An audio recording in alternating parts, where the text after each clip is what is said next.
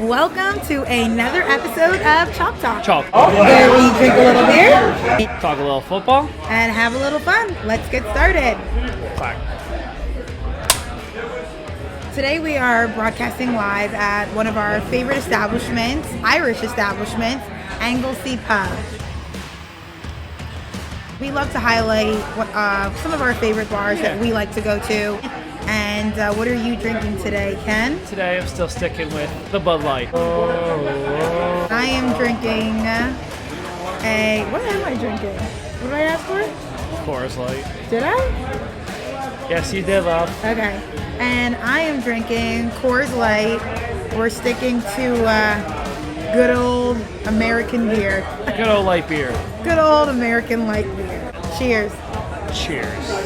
Let's get it started. Let's get it started. Like Pink said, is that her? Let's get No, it's Black Eyed Peas. I don't know. I knew it was a color. All right. What are we talking about today?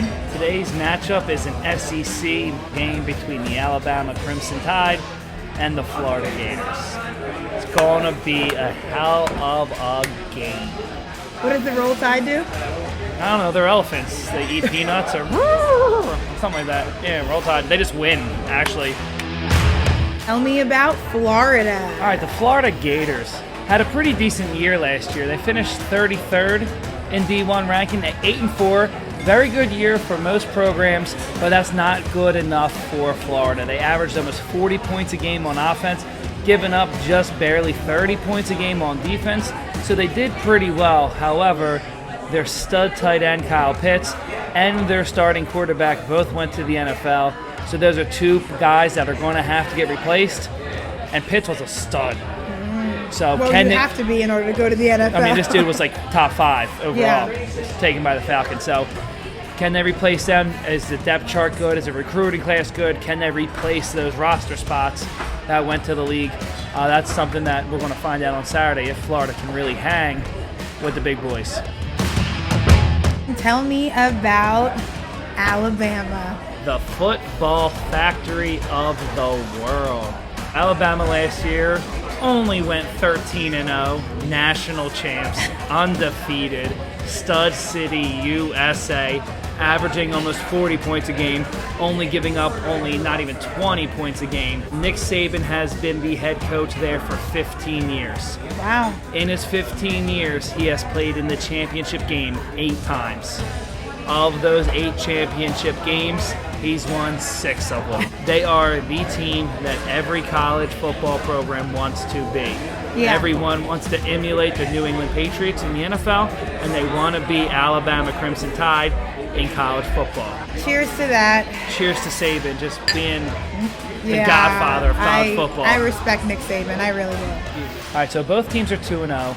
Both teams play in the SEC. So They're both 2-0. Correct. Okay, so it's a good game. It's going to be a good game. Alabama's ranked number 1. Florida is ranked 11th. Okay. So, and the game's in Florida. Ooh, home field advantage. Home field advantage has to be an important factor if Florida's going to win. With that being said, Alabama played against number 14 Miami and just mollywopped them. You love that term, That's such a mollywop. great term. But if they manhandled 14 at a neutral site, 11 on the road, it should be Alabama. You never Alabama know. should win. Alabama needs to win. But if Florida wants to make the not only the SEC championship, but in the 4 for the playoffs, they need this win. There aren't many teams that have beat Alabama.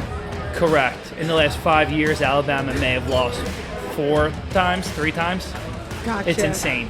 Cheers to that. Cheers to 1 versus 11. A lot of ones here. All right, we come to the portion where Ken teaches me football. Teach me something, Ken. Screen pass.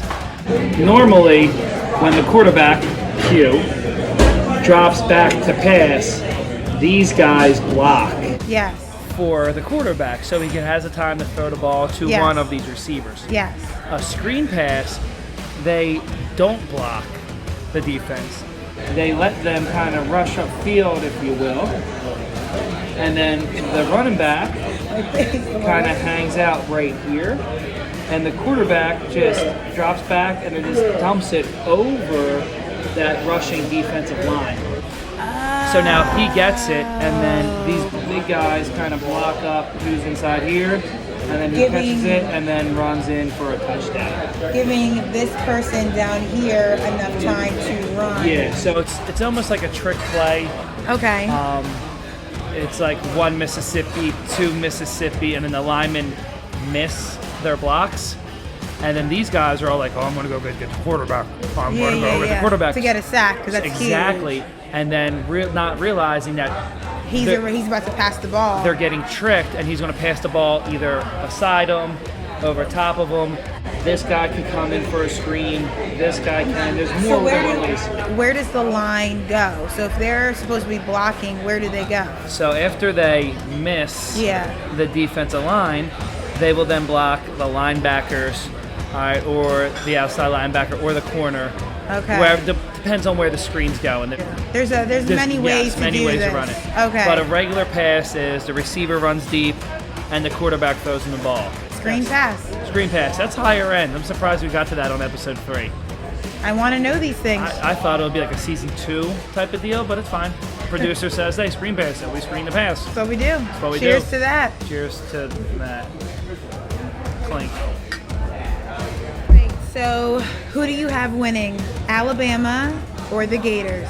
So I'm 2-0 as well, just like Florida and Bama. Yes, you are. You did great. Someone's 0-2, and I don't know who she's going to pick, but I have a hard hunch because she's going to pick with her heart, not with her head. I'm gonna pick for the underdog kind of person. I always root for the underdog There's a reason why because okay, and I root for the favorites, and that's why I'm 2-0 with 2 wins, and you're 0-2 with 2 losses. I will take the defending champs, the Alabama Roll Crimson Tide, to win this Saturday's game. I will always root for the underdog, so I will be picking the Gators.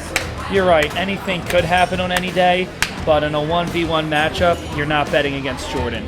When Mayweather gets into the ring, you're not taking the underdog. And when Gretzky's on a breakaway, you're not saying, the goalie's got this one. Alabama is Jordan, is Mayweather, is Gretzky. Roll, Tide, roll. Cheers to that. I don't even want to cheers you right Cheers now. to the Tide. Let's roll on. All right, so that'll do it for another episode of Chalk. That'll do. That'll do it for another episode of Chalk Talk. Chalk Talk. Thank you for joining us. We wish you guys a happy Saturday. Enjoy your football. And we definitely want to thank Coors Light.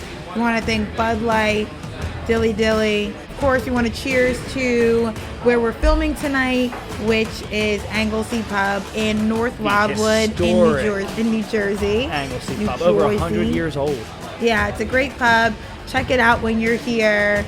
The owners are absolutely phenomenal. The servers are great. The most authentic Irish pub on the island. Yeah. No doubt. No doubt. No doubt. Tune in next week because we have Rutgers versus Michigan.